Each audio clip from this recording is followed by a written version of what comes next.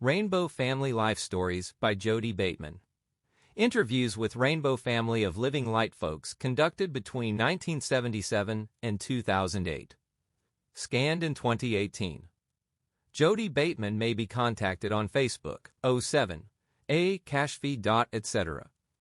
Kashfi, Lucas, and Haya give each other strength.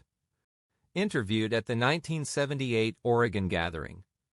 These interviews with Kashfi, her son Lucas, and her friend Haya were done at the 1978 Oregon Gathering. Kashfi. The best time for telling about my life is when Lucas, my 9-year-old son, can hear it and say, "Mommy, did you really run away from your mommy?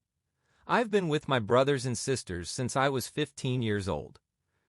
I was born in 1952 in Los Angeles. My father was an insurance salesman. My parents didn't get divorced until after I left home. I used to sit in the back door of my house looking at my boots and looking out at the sunset, and I could feel this energy course through me.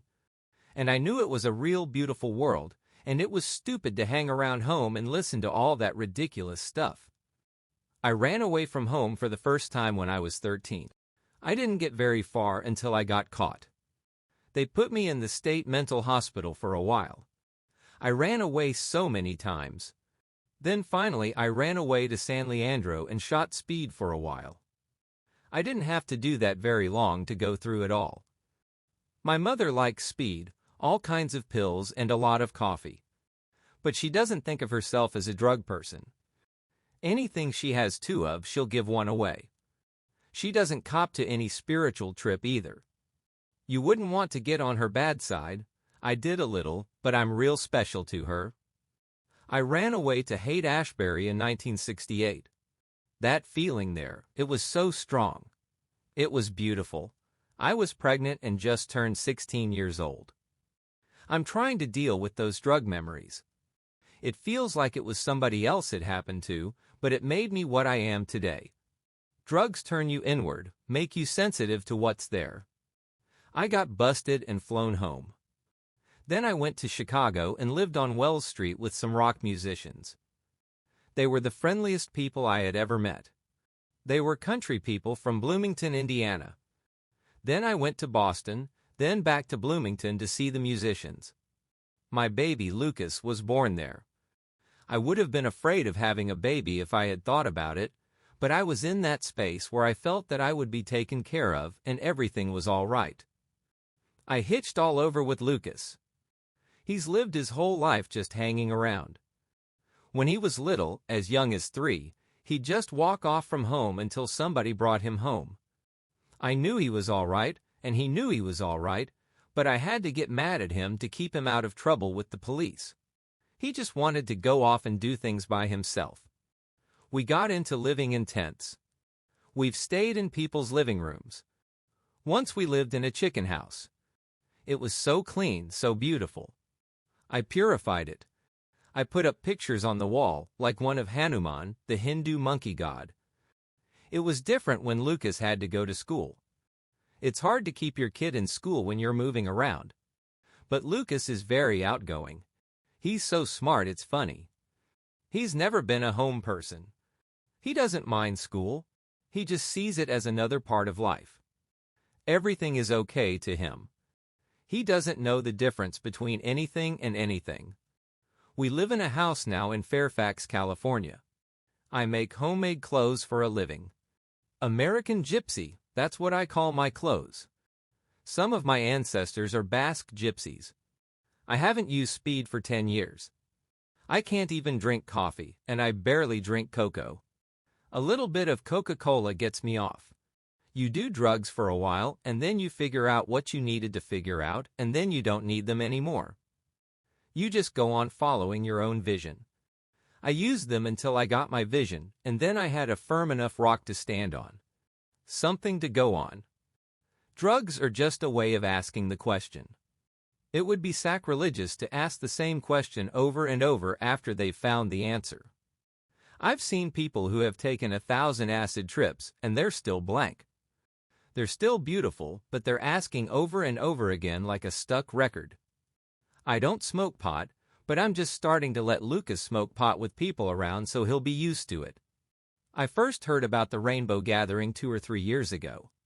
I just got to come here to the Oregon Gathering with Lucas this year. It feels real good with healing and centering. Lucas. I used to go to public school. It was dumb. They'd send you to the office for no reason. You just say one word and the teacher would say, "Go to the office," or "Stand in the hall." So then I went to the Seed Center. It was in an apartment building. I liked it. If you accidentally did something, they wouldn't do anything. They'd say, "Don't do it again." I don't know what I learned so much. I loved hitchhiking around with my mother. We used to not be able to get picked up, and we had to sleep by the side of the road. We lived in a chicken house when I was 6 or 7. There were too many feathers and stuff. But I like a tent better than a house.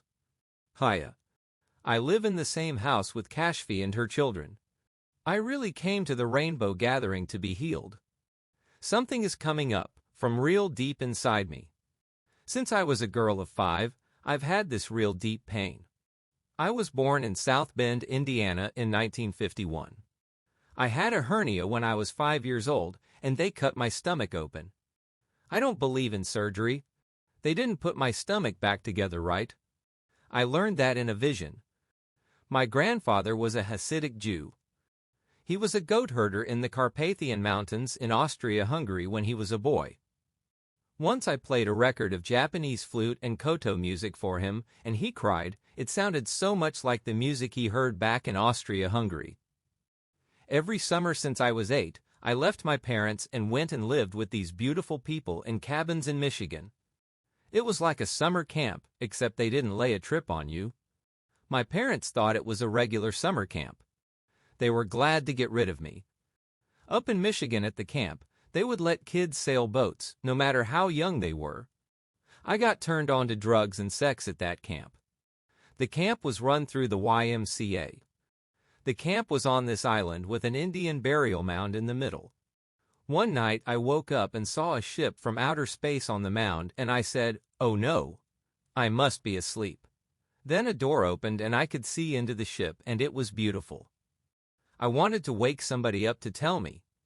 I wasn't dreaming. It went on forever.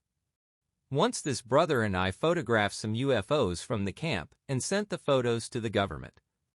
This brother at the camp turned me on to acid when I was 16. Another brother who turned on with us couldn't talk for 2 years afterward. When he finally did, he went on a real religious trip. He wouldn't talk to me until 2 years ago. I didn't know what I was doing in those days. I was totally innocent. I learned from acid what the brotherhood thing really was. I could see the glow around them. When I went back home to South Bend, it was like I would leave my body. I just waited for the rest of the year to go to camp in Michigan. The summer of 1968, I lived in Israel, and things started changing for me. I feel very much part of the Jewish tribal thing, not part of the Jewish culture we have here in the U.S. I have some deep Jewish brothers and some deep Arab brothers there. It's so tragic, the division. After 1969, I grew up in Seoul, in Brown County, Indiana. When I left my parents and moved there, it was all forest. Very spiritual. I went back to Israel in 1971. I used to hide my dope in the wall of the old city of Jerusalem when I was dealing dope with this motorcycle group. I'd walk around the wall at night and it was so heavy. I speak Hebrew and a little Arabic. We'd deal acid to the Arabs and they'd always ask, "Does it have speed?" They loved it that way. It had to have speed or they wouldn't take it. Then I came back to this country. I stayed with Kashfi. Then in 1972, I joined a very special Indian man, a healer, on his bus. He was going to the Rainbow Gathering in Colorado to set up the healing center. He picked me up in Tucson and we went to New Mexico to figure out a way to make some money.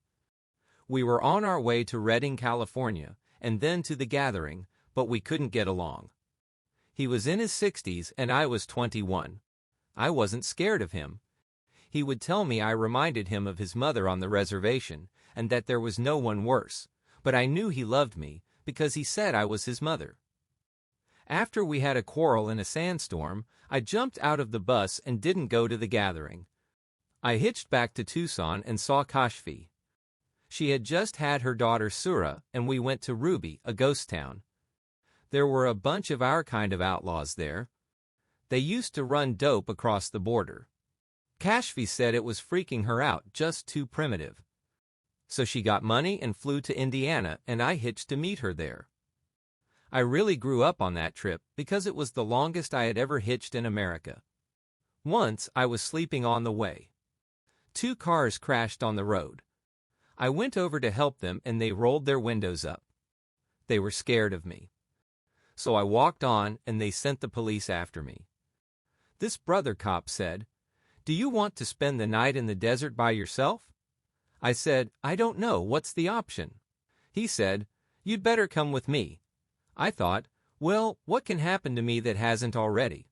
He took me to his brother's and we smoked dope and slept together, and then he took me to the best place to get a ride.